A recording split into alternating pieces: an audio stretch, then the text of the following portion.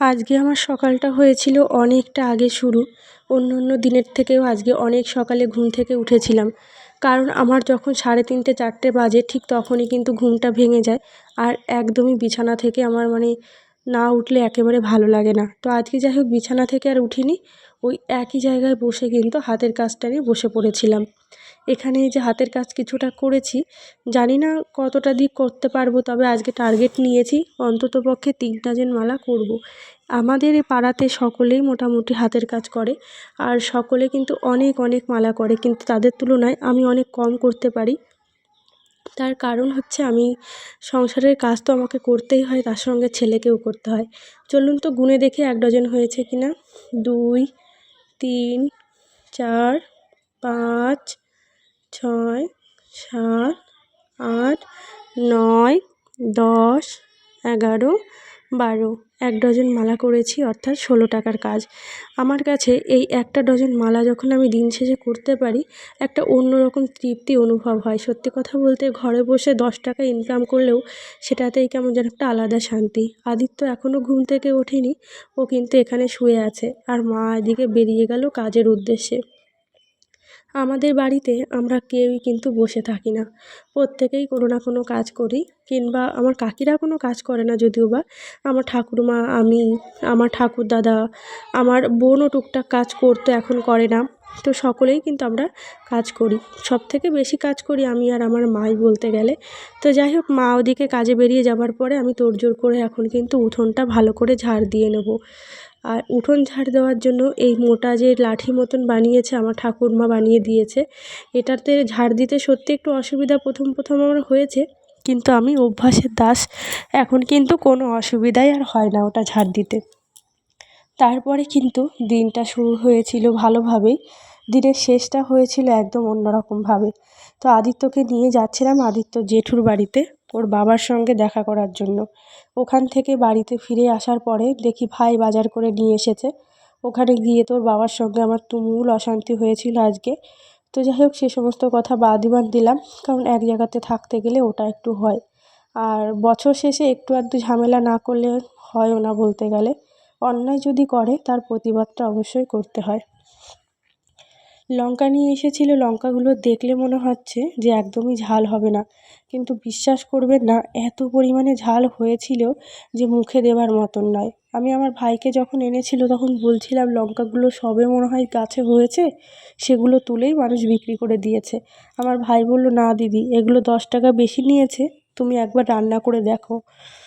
বিশ্বাস করবেন না, ওর কথা বিশ্বাস না করে লঙ্কা একটু বেশিই বেটে আজকে দিয়েছিলাম পটলের তরকারিতে। আমরা কেউ খেতে পারিনি, অবশেষে লঙ্কার জন্য আমরা কিন্তু তরকারিটা বেশিরভাগ ফেলেই দিয়েছিলাম। বাজারঘাট গুছিয়ে দিয়ে তারপরে কিন্তু সকালবেলা টিফিন আমি করতে এখানে বসে গেছি। কারণ মন মানসিকতা যেহেতু ভালো নেই, ঘরে আর টিফিন আমি বানাইনি। তাই একটু চানাচুর, মুড়ি, একটু পেঁয়াজ, কাঁচা লঙ্কা, হালকা করে একটুখানি সর্ষের তেল দিয়ে মাখিয়ে এখন এই মুড়িটা আমি খাবো।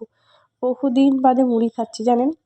পূর্ব মেদিনীপুরে যখন থাকতাম, অর্থাৎ রেলের কোয়ার্টারে, তখন কিন্তু প্রায় দিনই আমি মুড়িটা খেতাম এবং আমার অত্যন্ত ভালো লাগতো একটু আচারের তেল দিয়ে খেতে। আমি নিজের মনের মতন করে একটু আচারও বানিয়েছিলাম। কী জানি আচারটা এখনও ভালো আছে কি না। পুরো সব কিছু ছেড়ে রেখে দিয়ে তো এসেছিলাম। ওই জায়গাটিতে হয়তো আমার আর কোনো দিন যাওয়া হবে কি না আমি জানি না। তবে যাওয়ার ইচ্ছে ভারী। জানি না সেই ইচ্ছেটা পূরণ আদৌ হবে কি না। বসে বসে যখনই একটুখানি একা একা সময় কাটাই, শুধু ওই সমস্ত দৃশ্যগুলোই মাথার মধ্যে দিয়ে ঘোরে।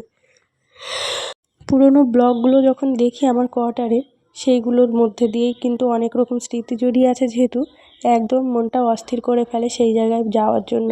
কিন্তু কী করব বলুন, কপাল আমার ভীষণ তো ভালো, বাঁধিয়ে রাখার মতন, যার জন্য কিন্তু আজ আমার এই দুরবস্থা। ভগবান যেটা করে মঙ্গলের জন্যই করে, আমরা ছোটোবেলার থেকে কিন্তু এই কথাটা শুনেই বড় হয়েছি। কিন্তু দেখা যাক কতটা কি ভগবান আমাদের জন্য করে রেখে দিয়েছেন, ভেবে রেখে দিয়েছেন। উনি যা করবেন, উনি যা ভেবে রেখেছেন তার ঊর্ধ্বে তো আমরা কিছুই নই। যেটা হবে ভালোই হবে, যা হবে ভালো হবে। অতীত আর ভবিষ্যৎ নিয়ে চিন্তা করতে করতে কিন্তু নিজের মাথার চুল ঝরিয়ে একদমই লাভ নেই। বর্তমানটাকে নিয়েই আমাদের প্রত্যেকটা মানুষের ভালো থাকা এবং ভাবাটা দরকার।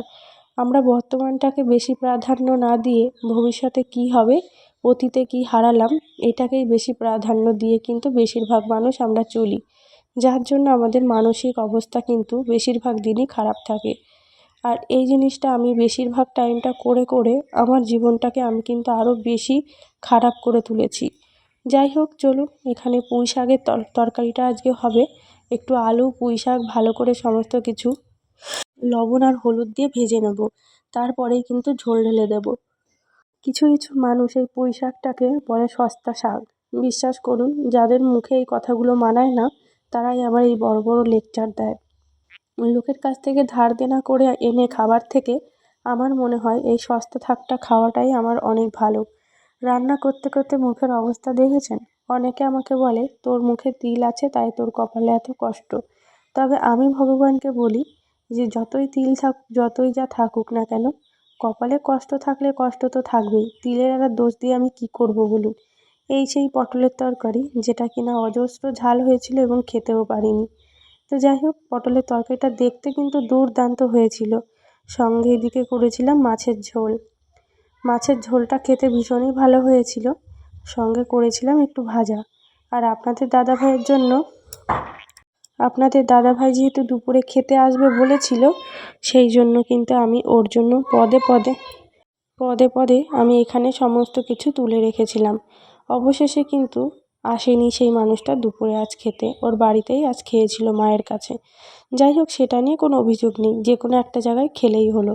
খারাপ লাগলো এটা ভেবেই যে আমি যেহেতু তোমাকে বলেছিলাম, তুমি বলে দিতে পারতে একটিবার যে না, আজ আমি ওখানে খাবো না, বাড়িতেই মা রান্না করছে সেখানে খাবো। এটা বললেই কিন্তু ঝামেলাটা মিটে যেত। কিন্তু না, সেই মানুষটা সেই কাজটি করেনি। প্রত্যেকবার নিজে ভুল করে এবং সেই ভুলটাকে আমাকে মানিয়ে নিয়েই আমার জীবনটাকে চালাতে হয়।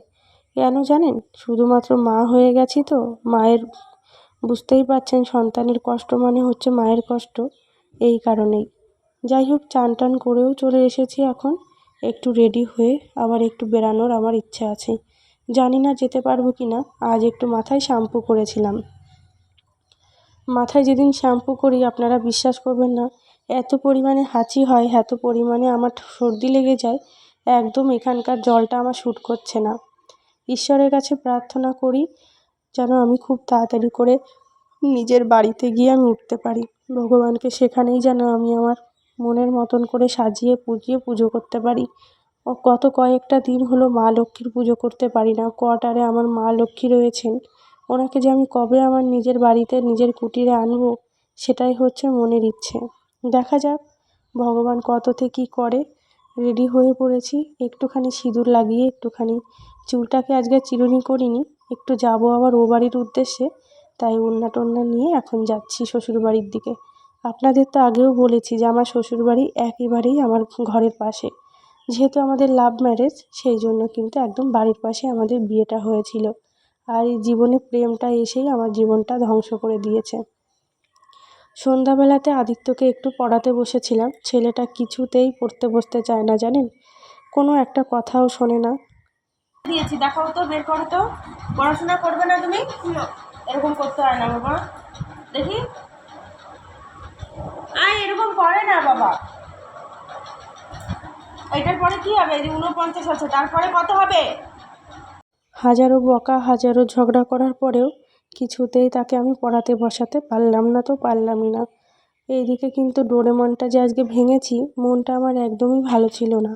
তার কারণ কি জানেন? ওটাকে আমি ভেবেছিলাম পুরোপুরি ভর্তি করব, তারপরেই ভরবো। কিন্তু যখন জানতে পারলাম টাকা চুরি গেছে, তখন থেকেই ভেবেছি যে না, যে কটা টাকা আছে সেগুলোকেও আর চুরি করাবো না, বরং যে দুটো টাকা আছে সেই দুটো টাকাকেই বরং বের করে গুর্তি করে সরিয়ে রাখি। ভেবেছিলাম হয়তো অনেক টাকা জমবে, কিন্তু সেটাও আর হয়ে ওঠেনি। আর এই দিকে কিন্তু পড়তে বসবে না জন্য দেখুন কি শুরু করেছে। যাই হোক, আজকে ভিডিওটা আমি আর বেশি কন্টিনিউ করতে পারলাম না, এখানেই শেষ করছি। সকলে ভালো থাকবেন, সুস্থ থাকবেন। দেখা হবে নতুন আরও একটি ব্লগে আগামীকাল।